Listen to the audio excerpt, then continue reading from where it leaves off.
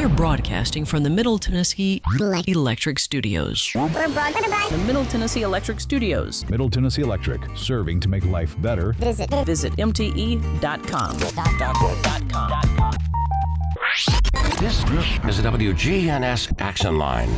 Talking Rutherford County news since 1947. The WGNS Action Line. Now your host, Scott Walker.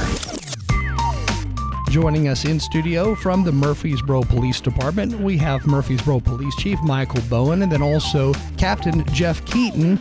Jeff, the department you are over, what is that? The Criminal Investigations Division? It is the Criminal Investigation Division. We have all matters of investigations, the Forensic Services Unit, and the Real-Time Crime Center, so we have all the crime data analysts also. And then, Chief, I know a lot has changed over the years with technology, and investigations have come a long way with the help of technology. They have, and not only when we look at technology, it's just our approach to investigating crimes.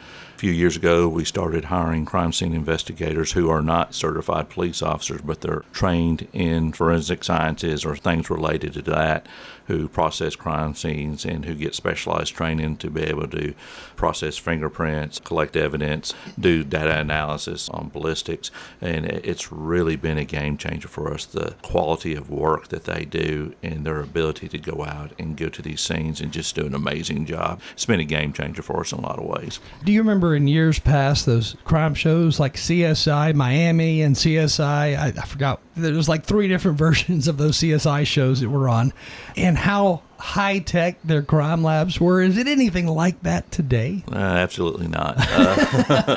But there are a lot of good things being done, and it's interesting because as much of those shows, and maybe in some city somewhere, maybe that's a reality, but it's not anywhere I know locally. But it's amazing how those shows, the interest in those shows, when we advertise those positions like crime data analysts and crime scene investigators, the number of applicants we receive hundreds for like one position, and it's pretty amazing, the people that want to get into that line of work and have a real interest in that. What we're able to do at the PD is beyond what a lot of the agencies can do, and I attribute a lot of that to the ideas that have been put forward by the staff and their ability to really keep up to date on new trends and what's going on and help us put them in place. One of the interesting things about bringing on new technology over the years is that you've really had, I'm sure, applicants who maybe never saw themselves in the world of crime fighting, and then all of a sudden this job becomes available, they apply for it, and they're experts in their field, when it comes to computer technology, and now they find themselves working at a police department. Right. And like I said, when we built the police headquarters building, we've been in it. It'll be 8 years in July. June, July will be about 8 years. And when we planned that building, we could have never imagined the technology that we would be putting into that place. In fact, we're doing a kind of an expansion, kind of taking over some meeting rooms and things like that to be able to expand our ability to better use that technology. And I'm just curious to see what's on the horizon for the next 10 years. So much has changed recently. It's just amazing, the things that you can do now. The use of AI and how that is utilized, I think there's still a lot of confusion out there as far as what the public hears and sees on TV shows versus reality. How is AI used within the police department? So we really haven't delved into the AI component with the Real-Time Crime Center in the ways. There's some things you can be using AI for, but we really haven't really tapped into that. I think a lot of our comfort level was making sure that we get something in place that majority of citizens are comfortable with, and we want to make sure that any steps we take, that we kind of look at the privacy issues, we kind of look at the concerns from the community and make sure that we're doing something to solve these crimes, but also keeping privacy and other considerations in mind. I know a lot of departments around the country, everything from fire departments to different rescue type squads and ambulance services, they utilize different versions of AI to help with the part where I guess probably a lot of officers enjoy the least, and that's that report writing and making sure that things are written correctly. Is that software that you guys intend to use? So as a department, we haven't really endorse the use of AI for writing reports. I think a lot of that has to be done in coordination with your prosecutor and making sure that there's a comfort level there on how these reports are being generated. Right now, we still teach the old-fashioned way of handwriting the report, typing it up, and all that. Not handwriting, but just still typing it up, and we really haven't made a move on that. Now, of course, there's features like the review and things like that, but the product, for the most part, that gets put out is created by the individual. I know the biggest concern is getting everything correct and making sure that what is written down is what is firsthand knowledge, either collected by the officer, the detective, whoever it may be, and not something computer generated, because, man, AI gets it wrong a lot. Because I don't know that we all have come to understand AI fully yet. Yeah, powerful. It's powerful stuff, and boy, it's like the internet. There's a lot of good that can be achieved by using the internet, but man, there's also some red flags on AI and how it can be potentially misused. I'm sure the next few years we'll see training, we'll see more professional articles related to law enforcement that discuss the use of AI. I know there are probably agencies out there that have embraced it in a different way, but I think that going forward you just have to kind of learn and not get in too big of a hurry to use it, and just make sure that you're doing the right thing along the way. What I've been really most fascinated with over the last few years is how well these license plate readers are doing as far as picking up vehicles coming into our community that maybe are from Nashville or other areas, and the person driving it, they're wanted by the law, and you're able to really track them down quickly. We are, and it's speculation, but I've talked to Captain Keaton quite a bit about this, but I really believe that we have cases out there that were solved fairly quickly that may have never been solved had we not had the ability to use that technology. Just the ability to have staff that knows how to use it responsibly and know how to put those pieces together. It's just pretty amazing stuff. And like I said, it's a game changer. It's been huge for our agency. And there again, in the same way we talk about AI, we also know that there's concerns about how it's used, so we try to be pretty restrictive on how we use it, and I'd say that we're probably one of the more restrictive agencies in how that information's used. We try to limit mainly to our crime data analysts and that staff as far as who can access it, who can do searches. If I wanted to do a search, I would call in and they'd make me fill out a form saying, hey, why do you want this info, things like that. So it's pretty well monitored and audited. Some of the cases that have unfolded in recent days, recent months, recent years have included where people would literally try to steal an ATM machine off its foundation, and I know in at least 2 of those cases arrests have been made, and then I think there's some where the arrests haven't been made yet. But in those cases, and also the most recent case where a gun store was broken into, have those license plate readers come in handy to where you've been able to, I guess, help narrow down who suspects could be? Yeah, so Captain Keaton has got the most up-to-date info on those cases. I know there's a couple of them that we're still not in a position to really put a lot of information out there, but there's a few cases that have been moved up to the prosecution phases that we can talk about a little bit more openly, and Jeff, I'll let you chime in on those. Yeah, the one of the most recent ATM thefts that you were talking about involved a transient group that was coming across the country. They had hit several states. This group was based out of Texas. So when they came in here and did what they did in our city, they typically, their MO is they will steal vehicles from another city and then use those vehicles to try to hijack the ATMs. So what we did in that case was we were able to track those vehicles to the scene when we got the tag numbers for them. So we were able to track them to the crime scene and then track them as they left the crime scene. And then based on the information that we had, we were able to see the other vehicles, which were actually their vehicles, that were following them around Murfreesboro. So this particular group has been arrested in Texas, and there's 2 parts of them. So this one is still under investigation, but I think our detectives know who they are, and undoubtedly will come down to an arrest and prosecution. So far, in all the different gun store break-ins that have happened locally and in Rutherford County, County, Smyrna too. I know they had one, a year or so ago. Mm-hmm. But all the cases involve vehicles that were stolen elsewhere, and then they use those vehicles here to ram into the actual gun store. Now, I don't know, was that the case that occurred on Thompson Lane as well? Well, that one's still actively under investigation. Typically, what we've been seeing in those types of incidents is kind of similar to the ATM thefts. Unfortunately, a lot of those people are originating out of Nashville. The last time that we had the gun store broken into, I believe, was out there on Church Street, Bullseye, when they did that one.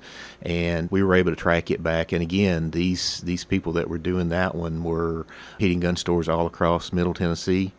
I think we were able to make an arrest in that one. And again, what they do is they'll steal vehicles, come in, they'll stage their vehicle somewhere else, and then they'll come in, drive through the business, and then leave in another stolen vehicle, and then eventually transition to their own vehicle. So LPRs are instrumental in those, because we can track the stolen vehicles and hopefully get the actual tags that's registered to the person.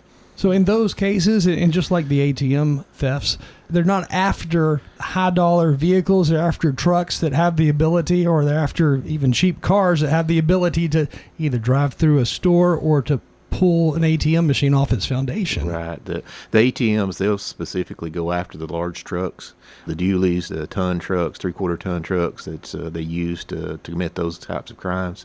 The gun store burglaries, they use the small. It doesn't matter what they use in those. Typically, whatever they can get their hands on, crime of opportunity, steal the vehicle, and then they use it in that type of theft or crime. It's always fascinating to me. I don't know what goes through the mind of a criminal, but to think up some of the things that they do, it's just bizarre at times. Right. It's a lot of times what we used to see is some of our homegrown criminals or people that was committing these crimes. Now what we're seeing more, they're kind of sophisticated. These crimes are planned out and staged. Like I said, they come in multiple stolen vehicles, and typically they'll have another vehicle with them that will be used. Once they're through with those stolen vehicles, they'll transition 2 or 3 times to other vehicles. In one of those cases that did occur, it happened at a gas station near MTSU, and one of the young men who was involved in that crime was actually shot and killed inside the store. Yes, he was. And very unfortunate. If I remember correctly, it was a bystander who was in this store at the time who happened to be armed and saw what was unfolding. Correct, yeah, and I think he was in fear of his life. I thought that one of the guys had a weapon, a rifle, and fired in self-defense, and one of the people was killed. And I believe that particular group also was out of Texas, around the Dallas area, I believe. And those guys were caught, right? Yes, they were caught. I think they've been extradited back here for charges, but again, they were across many jurisdictions, many states to come to Murfreesboro and committed crimes in other states. It was kind of interesting to watch how fast police worked here in Murfreesboro in order to locate the vehicles that were involved, and then next thing you know, in Arkansas, one's being pulled over, and Correct. That was them. Correct. Yeah. We use all the resources that we have available to us, the technology. I know with the LPR system that we've got, we have the ability to go in there and hot list those vehicles. Anybody who has access to those systems across the country, that vehicle can be hot listed, the tag number can, and it's kind of like the NCIC for stolen vehicles. It pops and they work together. I know we talk about a lot about LPR technology and things like that, but I think the next thing that we're seeing come down the pipeline, hopefully it becomes more affordable, is the DNA analysis. I know we're taking part right now in a study to see how to use that technology in processing some of these things, and I don't know if that's something you want to touch on. Or Sure. We were asked to participate in a study from the University of Chicago. There was, I think, 3 or 4 departments. I think it came down to about 3 departments across Tennessee that was asked to participate. They are going to provide us with what's called a rapid DNA. So on residential burglaries, commercial burglaries, stolen vehicles, and recovered stolen vehicles, our Chief Bowen talked about our crime scene investigators. They will be responding to all those crime scenes and stolen vehicles and attempting to recover DNA.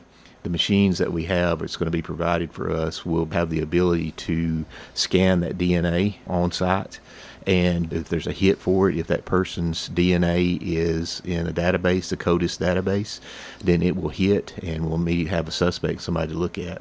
We're very fortunate that we were asked to participate in this program.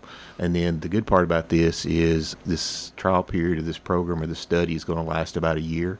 And then after the year is over, we get to keep all the equipment. So we're talking about $250,000 to $500,000 of equipment that's going to be given to us for free for participating in this. Wow, that's awesome. Yeah, we're thankful for Director Roush of the TBI for reaching out to us and asking us to take part in this. And it's just another one of those things to where we don't know where these investigative techniques are going to lead. And I'm really excited about this one because the ability to get DNA from even the smallest objects, it's a game changer in a lot of ways for us.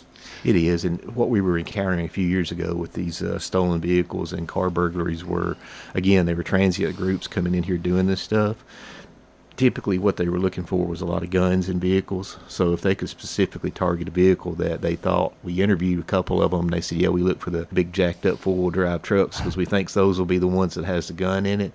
Unfortunately, we had a situation a few years ago, a couple of situations where they would come in and break into vehicles in these residential neighborhoods, and these people that were breaking into the cars were armed. What hopefully this rapid DNA will enable us to do is when we recover a stolen vehicle or car burglaries, we can quickly identify those folks and speed up the prosecution or the investigation. I never really thought about it, but I guess every time we get in and we're out of our vehicle, we're leaving traces of DNA behind, everything from grabbing the steering wheel to the shifter.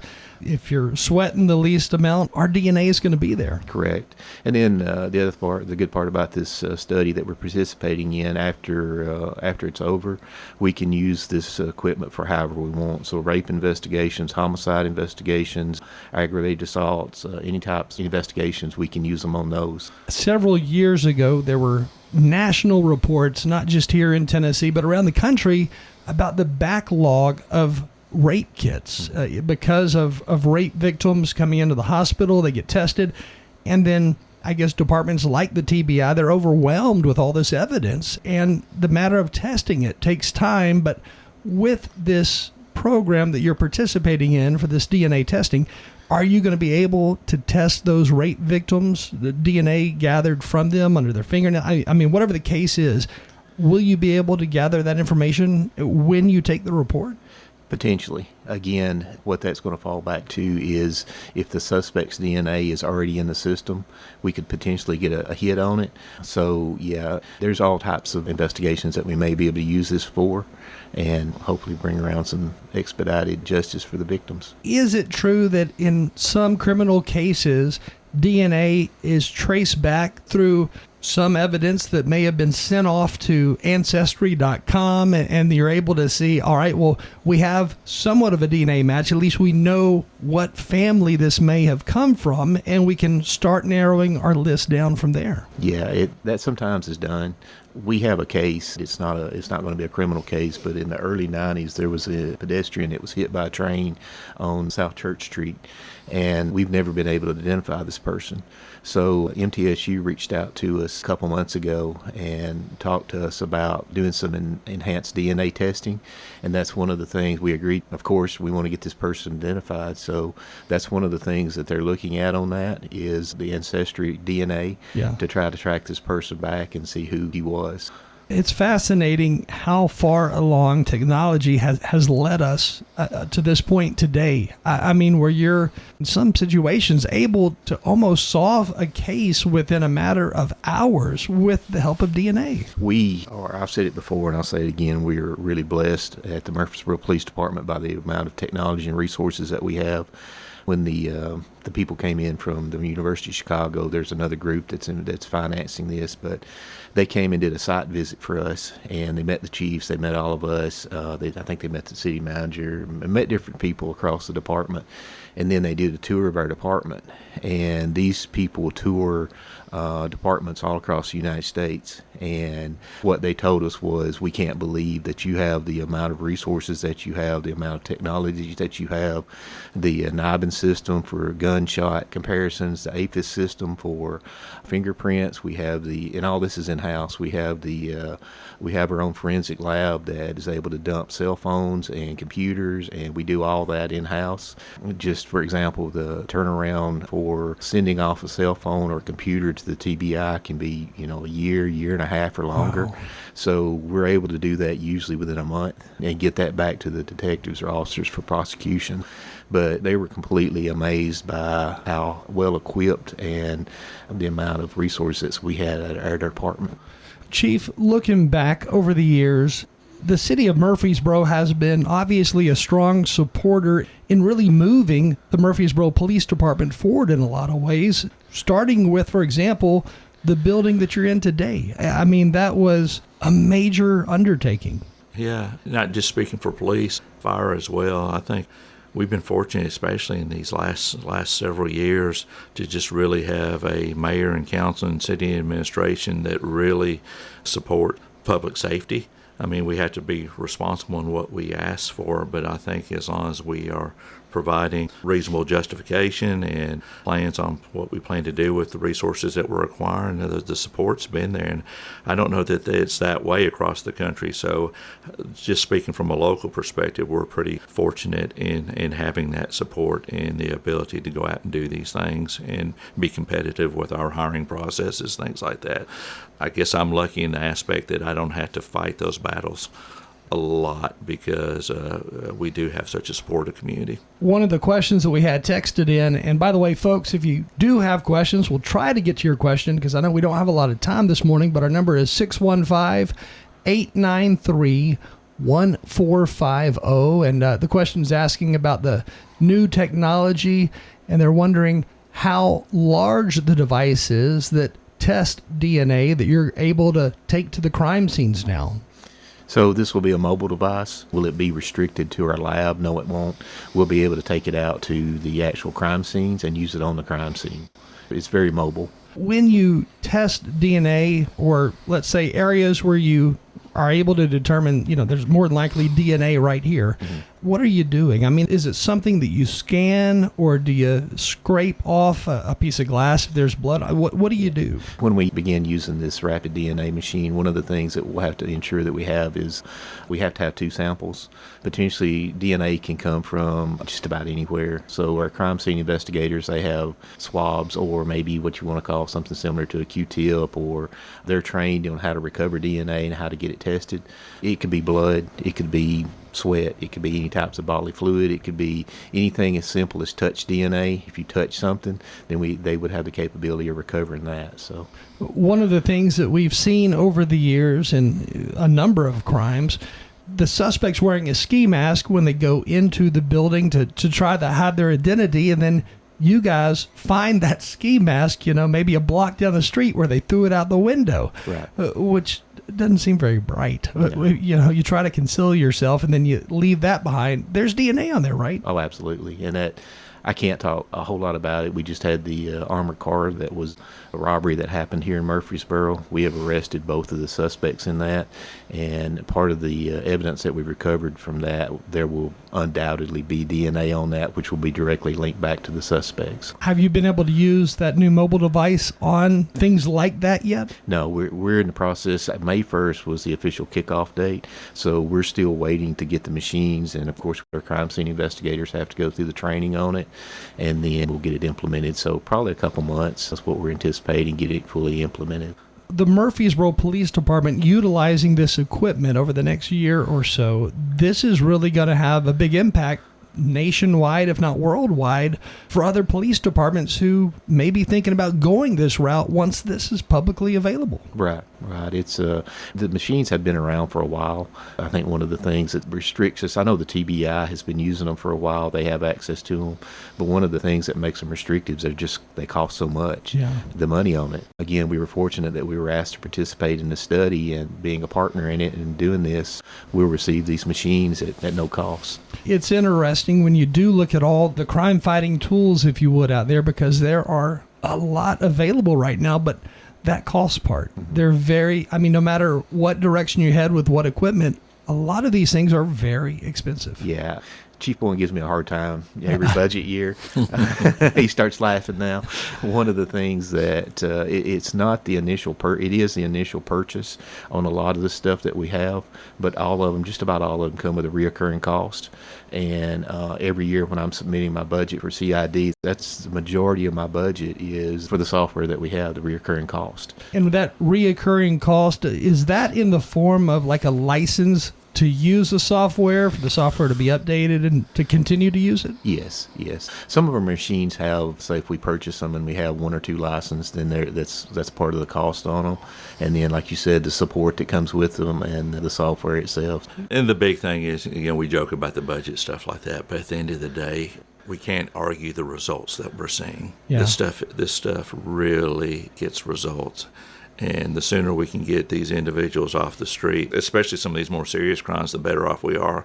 A lot of times you'll see that one individual or small group of individuals will be responsible for a large amount of crime. And if you can take 1 or 2 of them off the street, it's beneficial. Crime of any kind, be it a burglary or a car break-in, house break-in, whatever it is, or something more extensive like a rape, some type of personal attack even. Those are very personal, of course, to the victims and their family. I can see where it'd be hard to put a cost on the tools to solve that crime. Right. Exactly. And we've even reached out to and paid. They're not cheap to have some testing done, on some older cases to see if we can get a lead. And I'm confident that in time, a lot of the costs of doing business, it'll become more routine, and it'll get, like anything, it'll go down over time. I mean, whoever thought you can buy a big screen TV for what you can pay for one now? When you look back at the original price, the same thing applies. Over time, it'll get more cost effective, and it'll be something that a lot more agencies will be able to take advantage of. While solving the biggest portion of the crime, who did it, no matter what the crime is, while that's a huge part of the case, the second major hurdle to cross over is that conviction in the courtroom. But once you're able to nail down and figure out who is the primary suspect who you believe committed the crime, when you go to the families involved, no matter what the crime is, what type of relief do they have? I mean, it seems like that would be that first step to closure. It is. And I can't talk a whole lot right now, but one of the things that we started addressing and really taking a hard look at is some of our cold cases, the murder cases. Like I tell our detectives when they come up there, there's no more important crime than the investigation of the taking of a human life. So, and it doesn't matter if it's in Murfreesboro, Nashville, Chicago, New York, no matter where, somebody lost their life. So that's the most important crime that you'll investigate. One of the things that we did this past year is we updated our webpage for the cold case homicides that we had. Our lieutenant over in violent crimes, he was instrumental in that. So our public information officer, so they updated those cold cases on our city police department's website just to bring more attention to it and to let the families of those victims know that they're not forgotten. So I'm hoping, like I said, I can't say a whole lot, but I'm hoping this next year that maybe we'll be able to make arrest on at least 2 or 3 of those cases. And it's going to be because of the technology and the hard work that we've done, the detectives, and that everybody's done them. And that I can't imagine. You touched on something a few minutes ago. That I guess the only time that I was ever a victim of crime, somebody stole a toolbox out of my truck. And even for something that simple, it makes me mad to think about it. For somebody to have gone through something like a rape or serious crime, a murder or something like that, I can't imagine. It's hard to imagine what that family must go through, and we want to do our very best to try to bring closure. And sadly, the impact of those cases, even when you survive the attack, like let's say, for example, if it's a rape, you survive it, but the impact, the repercussions of that crime itself last a lifetime. They do. And that includes the whole family. The parent of a child that's been raped, I can't imagine being that parent. I mean, the anger, there'd be so many emotions there, you don't know what to do with them. Right, you're exactly right. That's tough. With some of the new technology that is now out there, do you think you'll also be able to utilize that in solving some of these online cases that begin online through an app where somebody acts like they're a child, but they're really an adult contacting a child through one of these many apps that children are using or teenagers are using? Yeah, so I think it's been about a year and a half ago. We partnershiped with Rebecca Emma Full affiliate for ICAC investigations. We take a proactive stance in that, in looking at those, investigating those, and I can tell you that that was tasked to the detectives that are in our vice unit, and they're very aggressive. The tips come in through a national database, filtered through Knoxville Police Department and down to Murfreesboro Police Department. And there have been numerous search warrants that have been executed since we have partnership and started doing that. And these crimes, they're hideous. I can't go into the very specific nature of them, but these are very, very small children that are being victimized. To be able to go after those people is very rewarding to me, and it's very rewarding to those detectives. I remember when we did that interview, I guess it was around a year ago now, but I remember when we did that interview, that was one of the most heavily downloaded podcasts that we had done over that probably over the last 5 years or so. But like I said, the number of people a crime like that involves, that it impacts, you're talking about a whole family, and then you're talking about even generations of the family, the victim's child, so forth. What you also have to consider when you're investigating those types of crimes is a lot of times, so you've got the suspect who is fully aware of what they're doing, but that suspect's family may not know what's going on. So you may have many, many times when we go out and execute these search warrants, you'll have the suspect there, we'll take him into custody, and the wife won't know what's going on. The children, sometimes they're adult children or almost adult children in that house, they don't know what's going on. So it completely dismantles their family structure when we go out. So not only is the children victims in this, but a lot of times it's the families of the suspects that are victimized. For some reason, still today, I'm always surprised at learning the suspect is fill in the blank, and it's somebody who folks know. It's somebody who they've done business with. It's somebody who, they go to church with. Right. But you really can't tell who these suspects are in these child rape, child molestation cases until you're actually there on the battlefield solving the crime. Right. And that's the ICAT cases are one aspect of it, but we also have our SVU detectives, special victims, that investigate the child abuse cases, physical and sexual abuse of children. So that's some really I was a SVU detective for a few years, and that is some really, really hard cases to work. Those are the cases that you take home with you at night, and you will always remember. Surprisingly, in some of these cases that you investigate and have investigated over the years, like you were saying, the family of that suspect, their wife, their kids, their own kids, don't even realize it may be their dad who is behind some of these crimes out there involving other children. And surprisingly, sometimes the suspect's own children, they're never a victim to the actual crime. They're only a victim when they learn that their dad's been committing the crime. Yeah, and that's something that they'll have to live with for the rest of their life. And when you think about it, you're taking the structure away from that family when it's maybe the dad that's the perpetrator in this, and they're as much a victim in this as the actual victim. So that's something that we always have to consider when we're doing these types of investigations, is we don't want to re-victimize if it's the suspect's family. We don't want to try to re-victimize those people. And I always encourage individuals, I know we're probably getting short on time, CAC, Darkness to Light training. If you've got a group of people that you meet with regularly, a small business or anything like that, that training is available, and it deals with identifying child sex abuse, and it's available through the CAC. Definitely reach out to us or reach out to the CAC directly and see if you can host that training. Not a long class, informative, and it's beneficial.